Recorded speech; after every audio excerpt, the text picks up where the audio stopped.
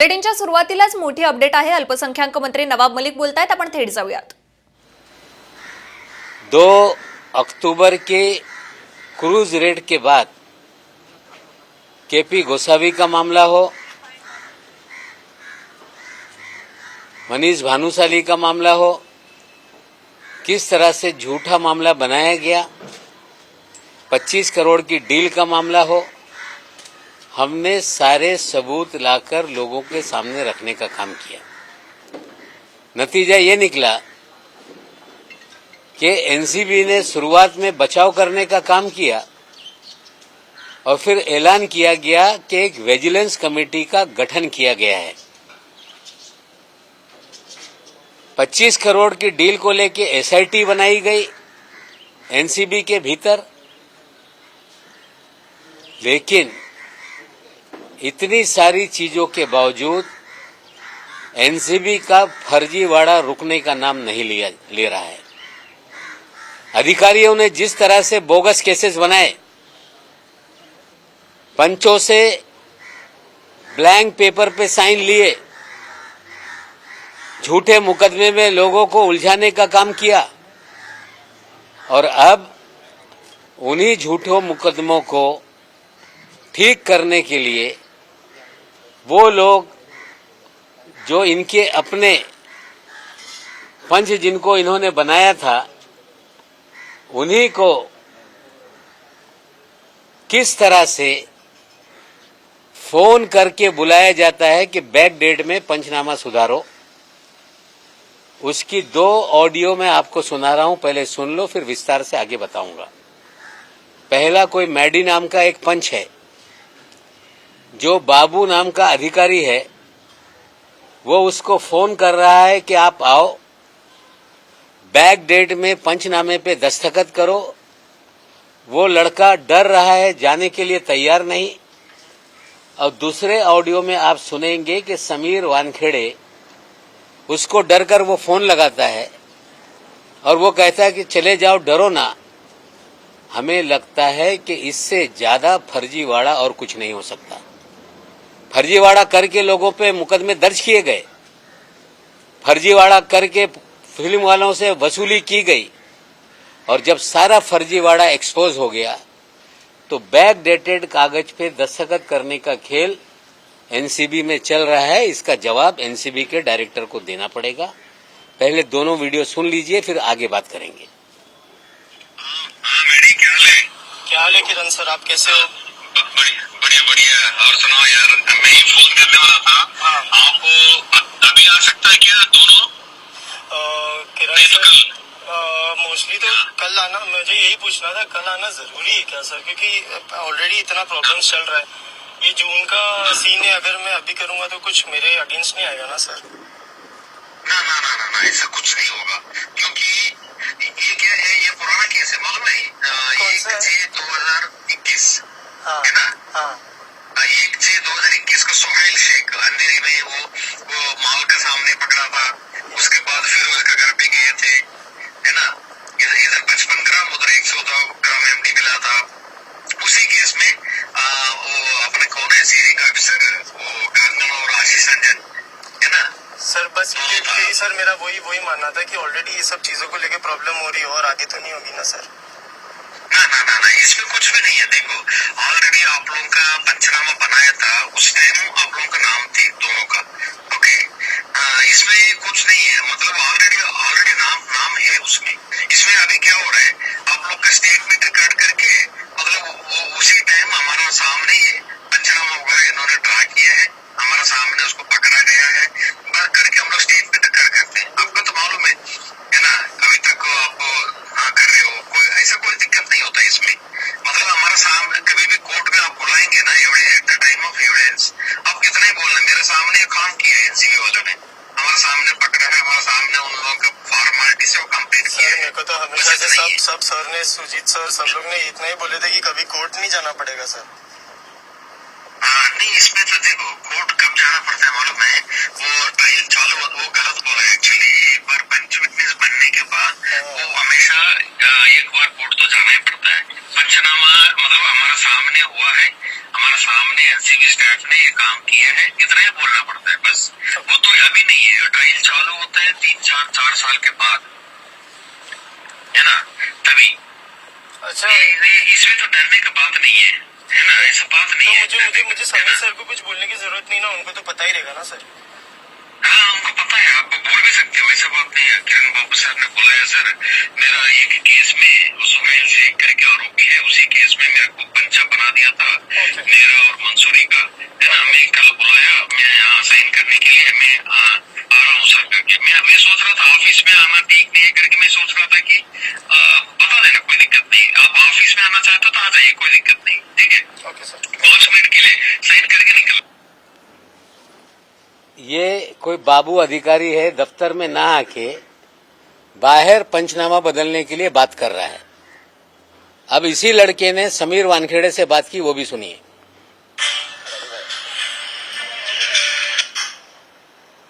Hello sir, sir I just want to, sorry to call you so late sir. Sir, I just wanted to confirm कि किरण बाबू कल बुला रहे कुछ sign करने के लिए सर, कोई जून 1 का मैटर। जाओ ना sir. No, I thought to confirm with you sir because you never know ना who is he. पहले मेरे से मिलिए, किरण बाबू ने बुलाया। Yes sir. पहले मेरे को मिलिएगा। Okay, मगर जाओ ना सर। हाँ, Okay sir, thank you.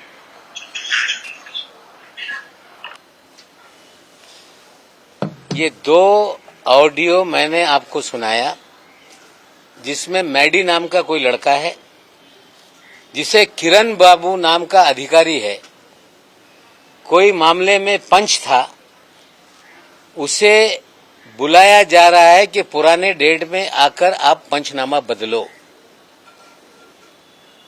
उन्हें डर लग रहा है कि दफ्तर में अगर आएगा तो कुछ गड़बड़ हो जाएगी। कहा जा रहा है कि बाहर मिलके हम लोग पंचनामा बदल लेंगे। लड़का वानखेड़े से बात करता है, कोई डरने की बात नहीं, साइन कर दो।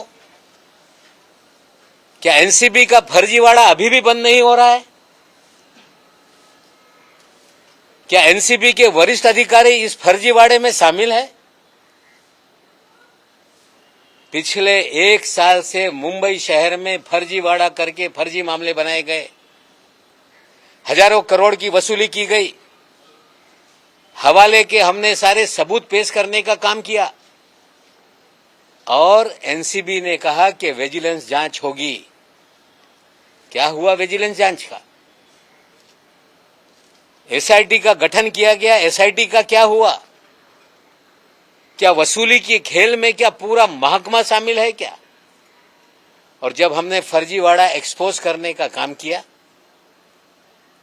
अधिकारी के घर वाले हमारे खिलाफ कोर्ट में गए, मानहानि का दावा दायर किया, हमें बोलने से रोकने का प्रयास किया गया और हमने मानहानि के दावे में कोर्ट का आदर करते हुए वो सारे मामले कोर्ट के अलावा हम कहीं नहीं बोलेंगे। लेकिन उसी ऑर्डर में हमने स्पष्ट रूप से पूछा था कि अगर एनसीबी या केंद्रीय एजेंसियां कुछ गलत करेगी तो मुझे उस पर सवाल खड़ा करने का अधिकार है। ये मामला पंचनामा बदलने का है और हम पूछना चाहते हैं कि इस मामले को लेके डीजी एनसीबी क्या कार्रवाई करेगी बाबू पे, क्या कार्रवाई करेगी समीर वानखेड़े पे। हम पूछना चाहते हैं कि स्मगलर के जरिए पीआर एजेंसी लगाई जा रही है, ड्रग पेडलर के जरिए लाखों रुपया पीआर एजेंसी पे खर्च करके खबरों को प्लांट किया जा रहा है।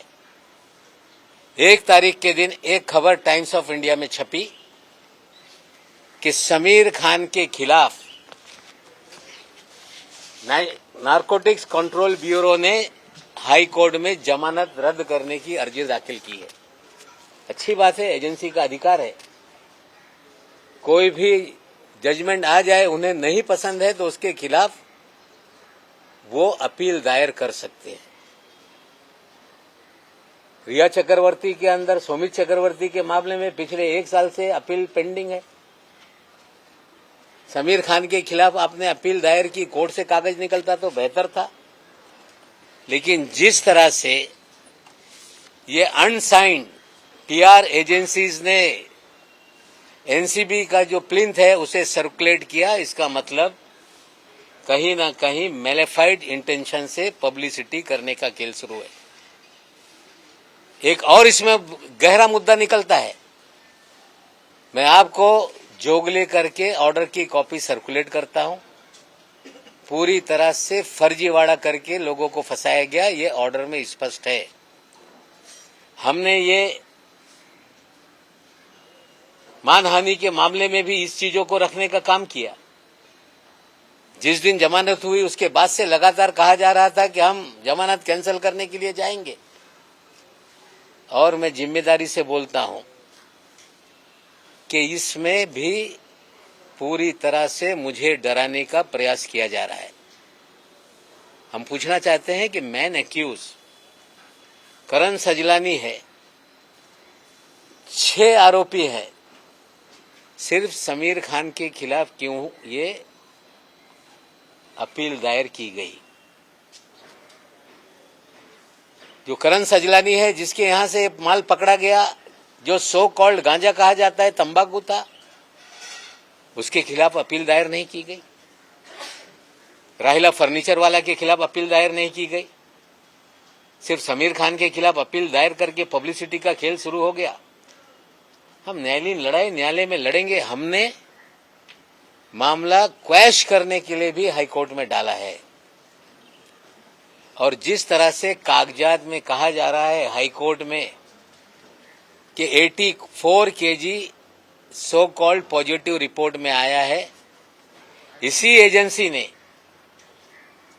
लोअर कोर्ट में लिख कर दिया है कि 1 किलो 100 ग्राम पॉजिटिव है,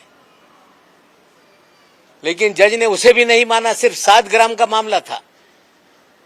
हमें लगता है फर्जीवाड़ा का मर्यादा पार की जा रही है। अगर एनसीबी बहुत ही प्रोफेशनल एजेंसी है तो उन्हें बताना पड़ेगा कि अकेले सिंगल आउट करके समीर खान के खिलाफ क्यों अपील में गए, करण सजलानी के खिलाफ क्यों नहीं? क्या हमें डराया जा रहा है? उन्हें समझना पड़ेगा कि नवाब मलिक डरने वाला नहीं, तुम्हारे फर्जीवाड़े को पूरी तरह से खोलने का काम करेगा। पिछले 1-2-4 दिनों से जिस तरह से खबरें प्लांट की जा रही है, समीर वानखेड़े खबरें प्लांट कर रहा है कि मैं एक्सटेंशन नहीं मांग रहा हूं, मैं 3 महीने छुट्टी पे जाने वाला हूं। मेरी जानकारी है कि दिल्ली में लॉबिंग की जा रही है। 31 तारीख को एक्सटेंशन खत्म हो गया, रिलीफ क्यों नहीं किया गया? 31 तारीख को एक्सटेंशन खत्म हुआ तो उसको एक्सटेंड क्यों नहीं किया गया? अनडिसाइडेड किसी अधिकारी की पोस्टिंग क्यों पेंडिंग है? मेरी जानकारी है कि भारतीय जनता पार्टी के महाराष्ट्र के बड़े नेता एमएचए में लॉबिंग कर रहे हैं कि एक्सटेंशन दिया जाए, और मैं मुझसे पूछना चाहता हूं कि नेगेटिव रिपोर्ट भेजी गई है। अधिकारियों ने लिखा है कि फर्जीवाड़ा करने वाला अधिकारी है। पूरी तरह से गलत तरीके से केसेस को डील किया गया, गलत तरीके से लोगों को फ्रेम किया गया, और ऐसी रिपोर्ट के बावजूद महाराष्ट्र के कुछ प्रभावशाली भारतीय जनता पार्टी के नेता एक्सटेंशन दिलाने के लिए मिनिस्ट्री ऑफ होम अफेयर्स में लॉबिंग कर रहे हैं। फाइल चल रही है, अंतिम निर्णय नहीं हुआ, और अंतिम निर्णय के लिए जा रही है। जाए, एक्सटेंशन दे, लेकिन एक्सटेंशन देने से उगाही के खेल में कौन कौन शामिल है, कम से कम उसको भी एक्सपोज करने का हमें मौका मिलेगा। आज मैंने कुछ चीजें आप लोगों के सामने रखी, किस तरह से फर्जीवाड़ा करके बैकडेटेड पंचनामा बदलने का खेल किया जा रहा है, किस तरह से समीर वानखेड़े भी उस खेल में शामिल है, किस तरह से हमारे दामाद के खिलाफ सिंगल आउट करके अपील दायर की गई। एजेंसी का अधिकार है, हम लड़ेंगे। किस तरह से करण सजलानी ने जब पहले दिन गिरफ्तारी हुई थी, ब्लैंक पेपर पे साइन किया गया, उसका जवाब आज तक उन्होंने नहीं दिया। स्वयं उन्होंने लिख कर दिया है लोअर कोर्ट में कि 101 केजी 100 ग्राम पॉजिटिव है। जो कि रिपोर्ट में 7 ग्राम है, अब कह रहे हैं अपील के अंदर के 84 किलो है। इनका फर्जीवाड़ा जनता में भी एक्सपोज करेंगे, इनका फर्जीवाड़ा कोर्ट में भी एक्सपोज करेंगे और जिस तरह से फर्जीवाड़ा हुआ है मानहानि के केस में कोर्ट में साबित करेंगे और नया फर्जीवाड़ा जितना आएगा हम ढूंढ रहे हैं और हमें नए फर्जीवाड़े को एक्सपोज करने में कोई रोक नहीं है। आने वाले दिनों में और भी फर्जीवाड़े को हम एक्सपोज करने का काम करेंगे। सर मराठीमध्ये सांगा की नेमका एनसीबीने काय फर्जीवाडा केला आहे? ज्या पद्धतीने मागच्या वर्षामध्ये 2 ऑक्टोबर नंतर एनसीबीच्या फर्जीवाडा आर्यन खान केसमध्ये केपी गोसावी असतील, भानुशाली असतील, 25 कोटीच्या उगाईचा खेळ असेल, त्यानंतर बोगस कागदावर ब्लँक साईन घेण्याचा विषय असेल, हे सगळा फर्जीवाडा एक्सपोज केल्यानंतर एनसीबीनी व्हिजिलन्स कमिटी गठीत केला, एसआयटी गठीत करण्यात आली। त्याचा काय झाला अजून कुणाला माहित नाही। पण आता या एजन्सीच्या माध्यमातून मॅडी नावाचा एक त्यांचा पंच आहे, त्यांना बाबू नावाचा एक अधिकारी, ज्याचा व्हिडिओ ऑडिओ आम्ही तुम्हाला सुनावलेला आहे, मी तुम्हाला शेअर करणार आहे। तो सांगतो या आणि बॅक डेटेड पंचनामा दुरुस्त करा। कार्यालयात यायचं असेल तर थोडा अडचणीचा होईल, बाहेर भेटून सह्या करू। मग तो मॅडी नावाचा पोरगा घाबरतोय, तो वानखेडेला फोन करतो, वानखेडे सांगते जा कर बिंदास, काय घाबरण्याचा गरज नाही। म्हणजे फर्जीवाडा करून पंचनामा बदलण्याचा उद्योग या एनसीबीच्या माध्यमातून सुरू आहे। ब्लँक कागदावर सह्या घ्यायची, जिथे ब्लँक कागद नसता जुने रेकॉर्ड तयार करायचा, हे घातक फर्जीवाडा आहे। निश्चित रूपाने आम्ही एक्सपोज केल्यानंतर एनसीबीच्या अधिकारी अडचणीत येणार आहे, त्यासाठी कागद दुरुस्त करण्याचा उद्योग या डिपार्टमेंटच्या माध्यमातून सुरू आहे। त्या उलट मी आपल्याला एक कागद सर्क्युलेट करतोय, जिथे अनसाइंड ऑफिसरच्या पीआर एजन्सी स्मगलर पेमेंट करताय, ड्रग पेडलर पेमेंट करताय, त्यांच्या माध्यमातून बातम्या पेरण्याचा धंदा या एजन्सीने सुरू केलेला आहे। आणि त्याच्यात जे अपीलमध्ये गेले आहे त्याच्यात करण सजलानी नावाच्या मुख्य आरोपीच्या विरोधात नाही, नुसता समीर खान नवाब मलिकच्या जवई आहे, याच्या बेल रद्द केलं पाहिजे, त्यांचा अधिकार आहे। पण आमचा प्रश्न आहे सर्वांसाठी का गेले नाही? सिंगल आउट करून समीर खानच्या विरोधात जाताय, माझ्या मनात भीती निर्माण करण्यासाठी। तुम्ही ज्या पद्धतीने शाहरुख खानच्या मनात भीती निर्माण करण्याचा उद्योग केला, आमच्या घरवाल्यांच्या मनात भीती निर्माण करण्याचा उद्योग केला, नवाब मलिक घाबरणार नाही। नव्याने फर्जीवाडा समोर आणतोय। कोर्टाने स्पष्ट मला सांगितलेलं आहे की एजन्सीच्या नवं काही असेल तर बोलण्याचा माझा अधिकार आहे, त्या अधिकाराखाली मी बोलतोय। आणि ज्या पद्धतीने पीटी बाबू आणि समीर वानखेडेंनी पंचनामा बदलण्याचा उद्योग केलेला आहे, याच्या कारवाई काय करणारे डीजी, याचं उत्तर आमच्याकडून अपेक्षित आहे। 1 आठवड्यापासून काही बातम्या पेरण्यात येत आहे की मी काय एक्सटेन्शन मागत नाही, सुट्टीवर जाणार आहे। माझी माहिती आहे की त्यांच्या एक्सटेन्शनसाठी भारतीय जनता पक्षाचे महत्त्वाचे नेते मुंबईचे, महाराष्ट्राचे एमएचए मध्ये लॉबिंग करताय। एनसीबीच्या अधिकाऱ्यांच्या माध्यमातून एक्सटेन्शन देऊ नका। सगळे बेकायदेशीर कामं या डिपार्टमेंटमध्ये या अधिकाऱ्यांनी केलेलं आहे असे रिपोर्ट असताना भारतीय जनता पक्षाचे काही नेते त्यांना इथे ठेवण्यासाठी काही रस आहे? म्हणजे वसुली गँगमध्ये त्यांचा हिस्सा आहे काय? असू द्या, त्यांना इथे ठेवला तर आणखीन यांचा फर्जीवाडा एक्सपोज करण्यासाठी आम्हाला संधी मिळेल।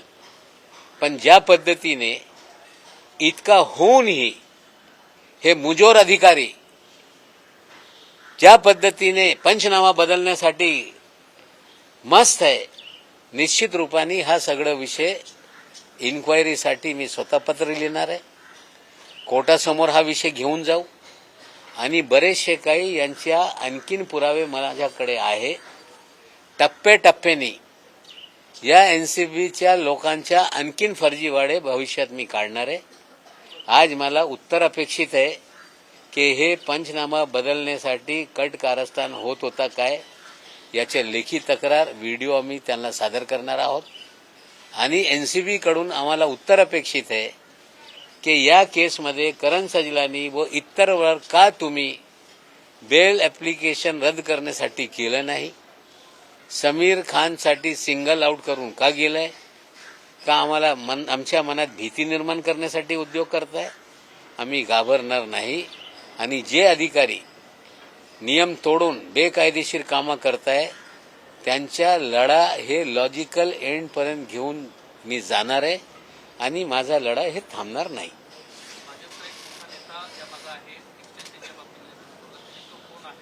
नाही, त्याची नावं देऊ. आता फाईल मुवमेंटमध्ये आहे. एमएचए मध्ये ते फाईल अंतिम निर्णय याच्यावर झालेला नाही. अंतिम निर्णय जेव्हा होईल आरटीआय मध्ये सगळी कागदा काढू. आणि कसं त्याच्यात उणीव आहे, एका भ्रष्ट अधिकाऱ्याला कुठल्या पद्धतीने राजकीय संरक्षण आहे, निश्चित रूपाने त्याच्यावर पुढच्या काळामध्ये बोलू. आणि या फर्जीवाडा जे एनसीबी मध्ये सुरू आहे यांच्या फर्जीवाडा उघड करण्याचा माझा काम हे सुरू. मी स्वतः या प्रकरणाची तक्रार माननीय गृहमंत्रीकडे करणार आहे. आणि जे कोणी असतील त्यांच्यावर कारवाई करणे, त्यांना अटक करण्यासाठी मी पाठपुरावा करणार है. जिस तरह से सॉलिड डील और उसके पहले बुली डील नाम के 2 वेब पोर्टल के जरिए कुछ अल्पसंख्यक समाज की लड़कियां जो वोकल हैं, समाज की गलतियों को उजागर करने का काम करती हैं, एजेंसीज हो, प्रशासन हो, सरकार हो, उनके खिलाफ निर्भीक तरीके से अपना मत रखती हैं, ऐसी लड़कियों का पोर्टल पे फोटो के साथ जिस तरह से चीजें रखी गई उसकी हम निंदा करते हैं. इन लड़कियों में कुछ लड़कियां मुंबई शहर की भी हैं. उनकी मेरी फोन पे बात हुई है. मैं स्वयं गृह मंत्री जी को पत्र लिखकर इन पे कार्रवाई करने की मांग करूंगा और मुकदमा दर्ज करके जो लोग इसके पीछे हैं, वो चाहे कितने बड़े क्यों ना हो, क्यों ही उनका कोई पॉलिटिकल अटैचमेंट क्यों ना हो, सभी लोगों पे कार्रवाई करने के लिए हम पूरी तरह से गृह मंत्रालय के माध्यम से प्रयास करेंगे और उन पे बुलेटिनमध्ये वेळ झाली. इथेच थांबण्याची. पाहत रहा साम टीव्ही.